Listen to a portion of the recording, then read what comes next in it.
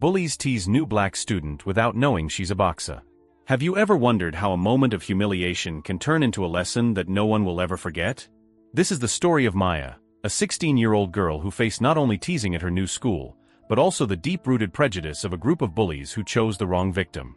What they didn't know was that behind that quiet smile and discreet posture lurked a state boxing champion, ready to teach a lesson that would change the culture of that school forever. Get ready for a story of courage, overcoming injustice that will make you rethink judging people by their appearance. Maya walked through the gates of Hamilton High School that September morning with her heart racing. It was her first day after moving to the city, and she already knew that look.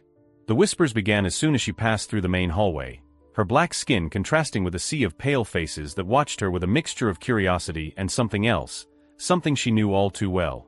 Her carefully groomed dreadlocks and impeccable uniform didn't stop the judgmental stares that followed her wherever she went. At the back of the room, Brad and his friends weren't trying to hide their laughter. They were the typical popular kids, soccer jocks, rich, and known for making life hell for newcomers. Their designer shirts and expensive sneakers reflected the privilege they carried like invisible armor. Maya ignored them, as her mother had always advised. "Keep your head up and focus on your goals," she would say. What no one there knew was that for the last 8 years, while other girls were doing ballet or playing volleyball, Maya had devoted every free moment to boxing, turning every obstacle into fuel to get stronger. Her hands, hidden under her baggy sweatshirt, bore calluses from countless rounds on the punching bag. His thin arms masked muscles forged over years of intense training. Every taunt he heard now was like the punches he had learned to dodge in the ring. You don't have to respond to everyone. Sometimes the best counterattack is to wait for the right moment. And his eyes, which now pretended not to notice the taunts, were the same ones that had already faced opponents twice his size in the ring, and won. During the break, Brad and his 4 friends decided it was time to welcome the newcomer. The group moved through the corridors as if they owned the place, pushing smaller students out of the way. Maya was putting her books away in her locker when she sensed their approaching presence. The strong smell of expensive perfume announced their arrival before Brad even opened his mouth. "Hey, new girl," Brad called out, his voice laced with debauchery. "I think you went to the wrong school. The public school is on the other side of town." The corridor fell silent. Some students stopped to watch, others looked away, embarrassed but without the courage to interfere.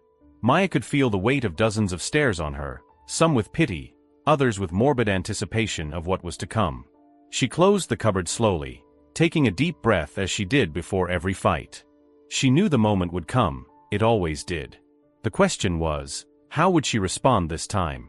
"Don't say you're afraid to answer," Brad continued, stepping closer. "Maybe she doesn't understand our language," another bully teased, drawing laughter from the group.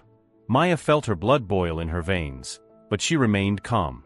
Years in the ring had taught her that true power lies in choosing your fights. But Brad wasn't satisfied with her silence. With one swift movement, he hit the books Maya was holding, scattering them across the floor.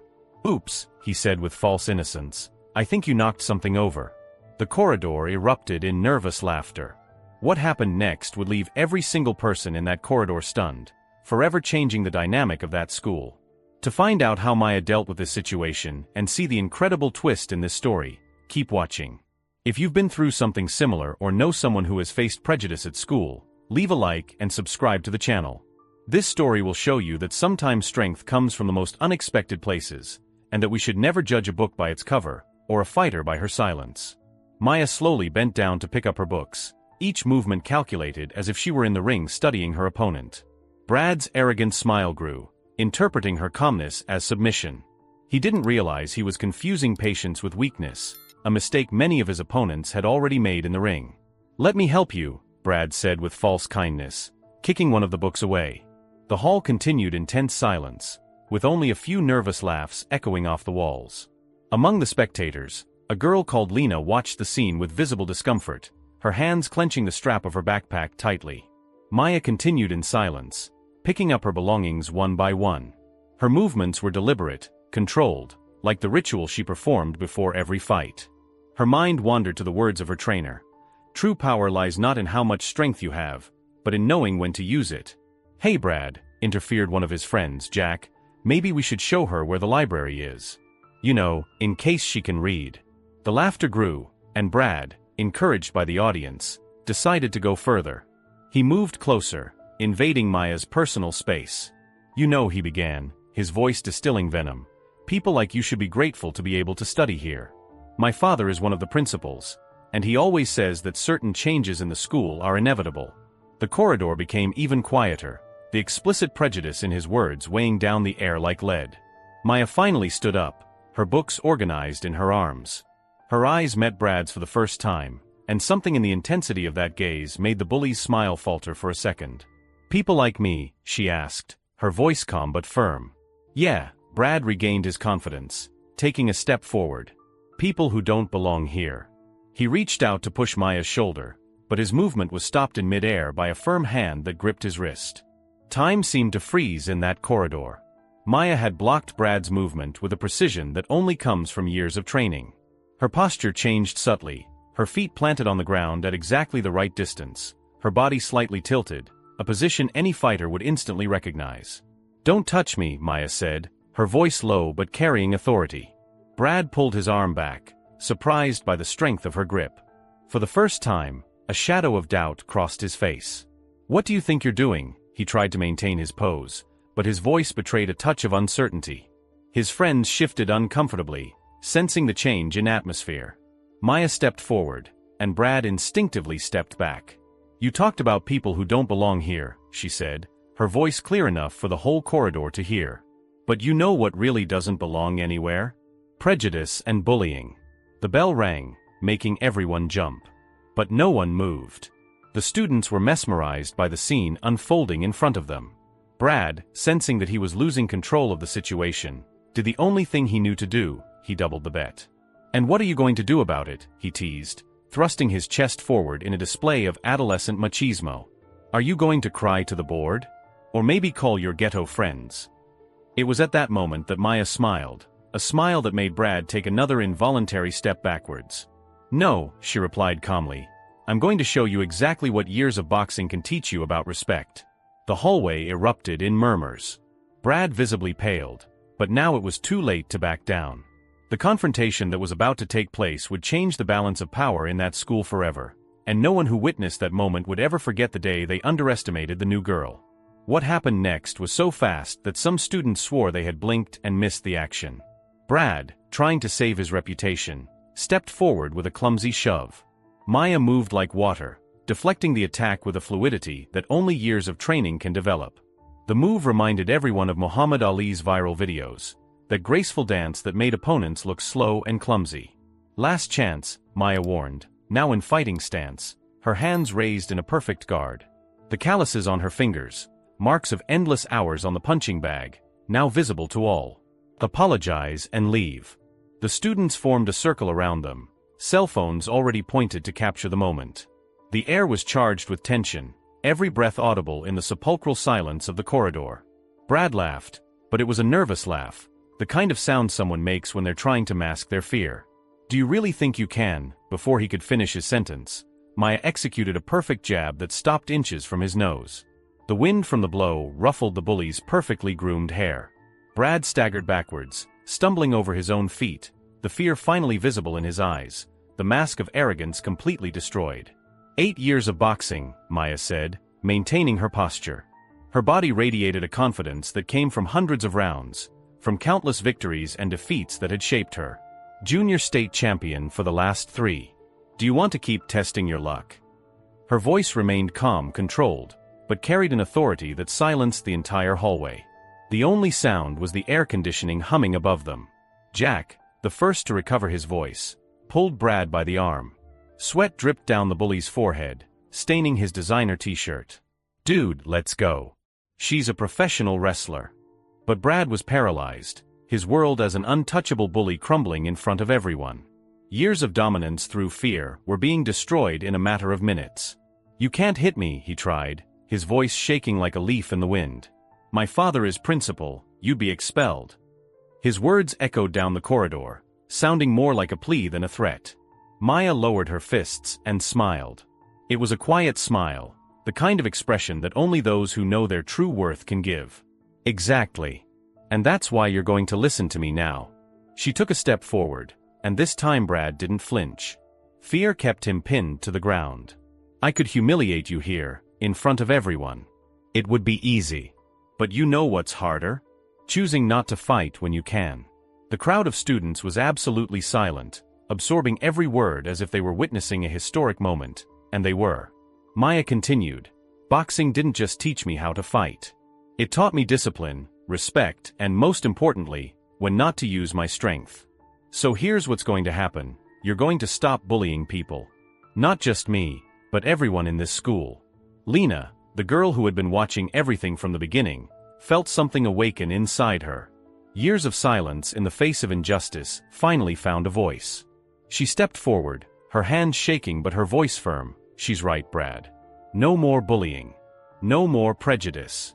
We're tired of being afraid." Other students began to agree, murmurs of approval spreading through the corridor like a wave of collective courage. Brad looked around, realizing that he was losing not just a fight, but all his power. The empire of fear he had built was crumbling before his eyes. His friends retreated, leaving him alone in the center of the circle with Maya. The bully who had always thought himself untouchable was finally getting a taste of his own medicine. "What if I don't stop?" He tried one last provocation, but his voice had already lost all its arrogance, sounding empty and pathetic in the silent corridor. Maya moved closer, speaking low enough for only him to hear, each word laden with the weight of their past fights. "Then next time, I won't stop the punch." She turned away, picked up her backpack and started walking to class, leaving Brad there, standing in the hallway, confronting the consequences of his actions for the first time. As she walked away, the students made way, some smiling, others still processing what they had witnessed. Lena ran to catch up with her, her eyes shining with admiration. "That was amazing," she exclaimed. "How did you manage to stay calm? How did you learn to be so strong?" Maya smiled, adjusting the strap of her backpack on her shoulder, her calluses rubbing against the fabric. "Years of learning that true strength lies not in how many blows you can deliver, but in how many you choose not to."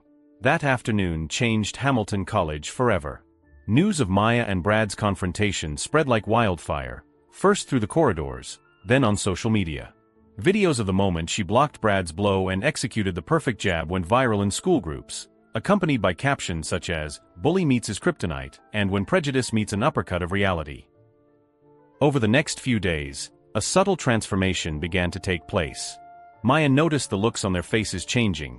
They were no longer ones of judgment or pity, but of admiration and respect. During lunch, Lena invited her to sit at her table, and soon other girls joined them. "Do you train every day?" asked Sarah, one of her new friends, as they shared fries. Maya smiled, wiping her hands on her napkin.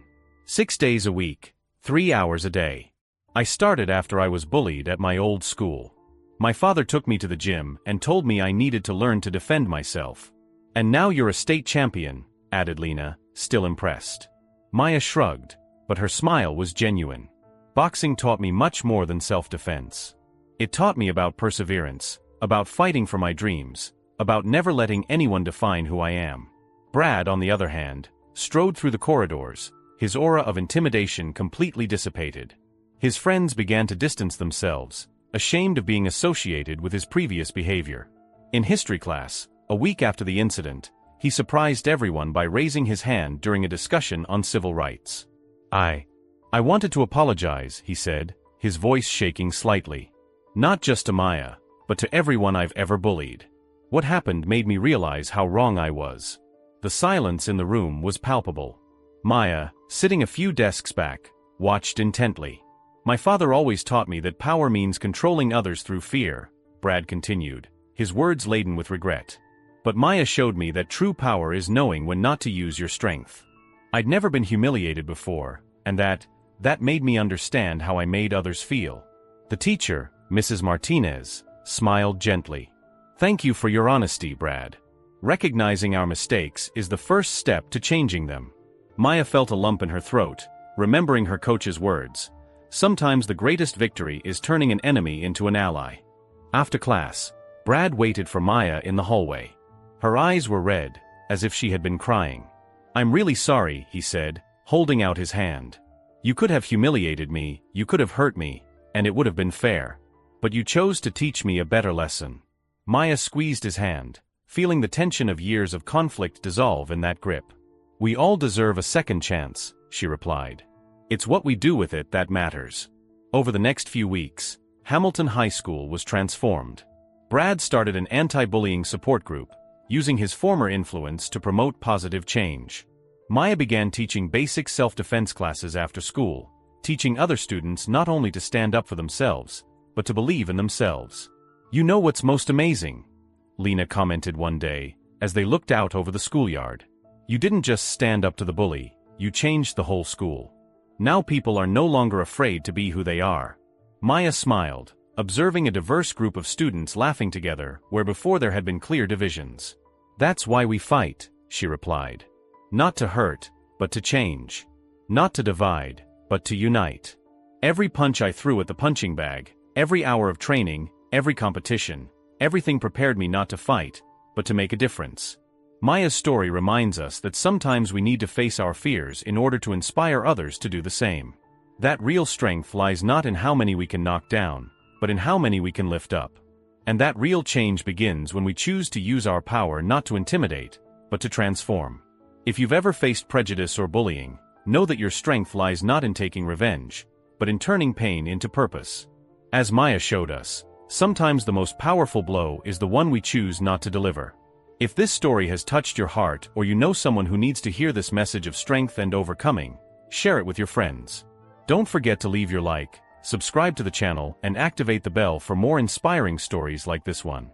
Tell me in the comments, have you ever lived through a situation where you chose to use your strength to transform rather than hurt? Your experience could inspire others who are going through difficult times right now.